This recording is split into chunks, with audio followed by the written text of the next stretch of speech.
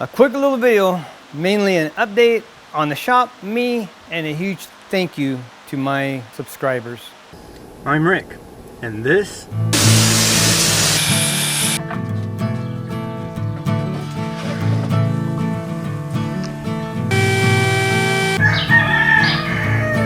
shut the heck up, you stinking roosters.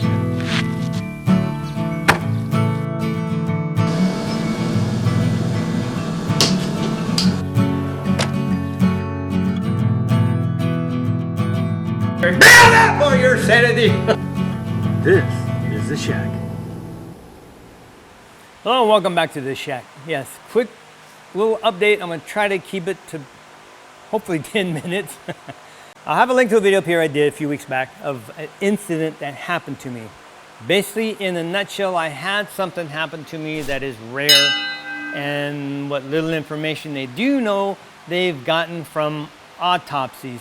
They called around to like 5 different specialists, a couple of them out of state, and from what, not 100% sure, but my wife thinks she read somewhere in all this documentation that they got a Kaiser physician who had a little knowledge on it. Very rare. Basically, the technical term was a vascular detachment, meaning your veins, your arteries somehow become detached. My vascular surgeon, of all people, said he had something like that happen, but he got hit by a surfboard. So we were talking about basically his leg, the surfboard hit so hard, it hit the leg, pushed it, so the scanner thing got pushed. Instead, it hit so hard and pushed that it tore the artery in his leg, so he had to go get it fixed. He goes, so I got a scar there from it. He goes, so I have an idea what it is, but for you to have it here, you would have to take a cannonball to the chest. So that's why it is so rare and why they only know about it through autopsies, because I shouldn't have lived. Basically, I didn't have a clinically detached artery. I had a vascular inner wall tear. So that's what really threw me into this spiraling, depressive state of mind. So in my mindset, this is what I was thinking, and this is after I found out. This is like a Wednesday. I went in on Saturday afternoon. I didn't get released till Thursday evening. And I think in that video I said I went in from Sunday. No, I was actually went to the hospital, to the ER room at 1:15 Saturday afternoon. Within an hour I was admitted, and they said to my wife, he's not going home. Wednesday the doctor comes in and they finally got enough information. They kind of figured out what this was, and because they took 3 CAT scans with the dye shot in me, because they were trying to check out this area and this vein thing. So if you get a cut on your body, exterior cut, your body sends the proteins and all of these coagulants and everything to go there to stop the bleeding and start the healing process. And you get that scab, which isn't smooth, it's kind of a hump, kind of big. Well, my body, not knowing exterior or interior, started sending all the same stuff and tried to stop that interior vascular wall tear. And it caused its own blood clot. And that's when they saw the obstruction, they go, oh my gosh. They initially took me in thinking I was going to have a heart attack because of my symptoms. And then they got that CAT scan done, and they said it's a blood clot. So we're thinking, you got bad veins, you're starting to blood clot, all this calcium buildup and stuff, whatever. No. Well, that's what they found out after 3 days, or 4 days at this thing. Yeah, because I was in it for 5 days. So the 4th day, they finally figured this out. So in my mind, I went into, I was in a depressed state, because let's just take a piece of PVC pipe. If you scrape enough on the interior, you can make that thing flex. If you heat it up enough, you can actually bend and move it. It gets very flexible.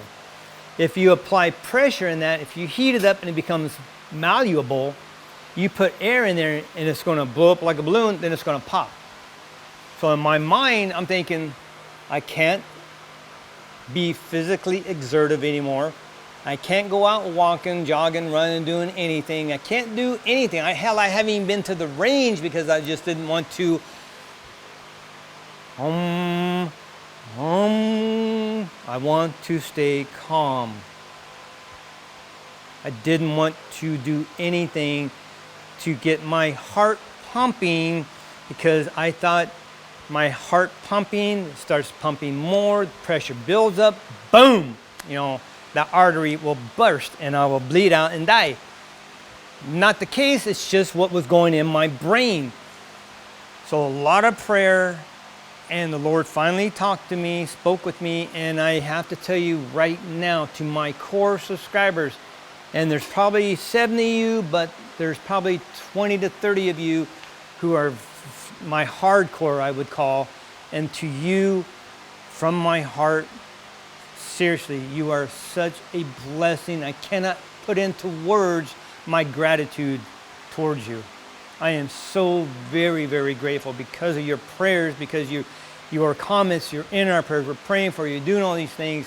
Good, just positive comments has gotten me over this hump, and me talking to the Lord a lot. We'll ask him, what the hell do you want? You got my attention. I mean, did you have to go to this extreme? Yeah, I think he had to. I have never been in the hospital since I was 4 or 5 years old when I had my tonsils out. That's the last time I have ever been into a hospital. I have had cuts and bruises and stitches, and that's it, but nothing serious. My grandmother died at 102 3/4. I say that because she was to the day 3 months before she became 103. And she was on one medication, Coumadin. Yeah, 103. We would go in and they say, what's your medication? Coumadin. And no, that's it, Coumadin. I mean, they were blown away. 103, a healthy woman. 102 and a healthy woman, not on medication, where most people in their 50s and 60s got a wall cabinet full of medication. I mean, thank you, Lord, I get my genes from my grandmother, who gets them from our motherland, Ireland. And and her father and her mother, McGinty's, Scot-Irish. So we got one Scot, one Irish combined. That's my grandmother's. We got Scot-Irish blood. Hence the hair. Yeah, that's what it comes from. My daughter's got that same blend, and I got the green eyes. Yeah, just not redhead blue eyes, unfortunately. Anyway, so it took a lot. It really threw me for a loop, and I was in a depressed state, because I didn't want to exert myself. So having these little projects that I've done has been a huge benefit, but more importantly, the prayers of support from you and just the prayers I've been talking with the Lord have gotten me to the state where I am giving over and saying, okay, I'm going to trust in you a little bit more, because Thursday, tomorrow, this video comes out Wednesday, tomorrow I leave for Mexico. And my wife's freaking. When I first came out of the hospital Thursday, we were supposed to go to Morro Bay that weekend to visit her father. Had flown down to visit his family there, his sister in Morro Bay. My wife says, no way, you just got out of the hospital, I am not going out of county. That's how freaked out she was. She didn't even want to leave out of county. I was okay with going there because I'm still in the state. I just don't want to leave the state right now, let alone leave the country. But yeah, I would have been fine doing that, but my wife wasn't. So for me to be in the state of mind that I'm okay to go out of country now, go down to Mexico and do some work. So this is a huge step for me. And these little projects have helped me kind of get to that point where I'm entrusting in the Lord and I'm good to go now. I am actually excited to go. I'm going to insert this picture. I got this making that video, which will be out Thursday. It's not ready today, it'll be out Thursday. Basically, when I was wrapping the cat scratching pad that I built for my cats, because I have one that really likes to scratch on the carpet, and I explained in that video, we had to take it out. My wife she had something that triggered her asthma, and one of the things was to get rid of the carpet because it could be dust mites and stuff, so we got rid of all the carpet. Cat had nothing to scratch on anymore, which is okay. I don't like them scratching on my carpet anyway, they tear it up.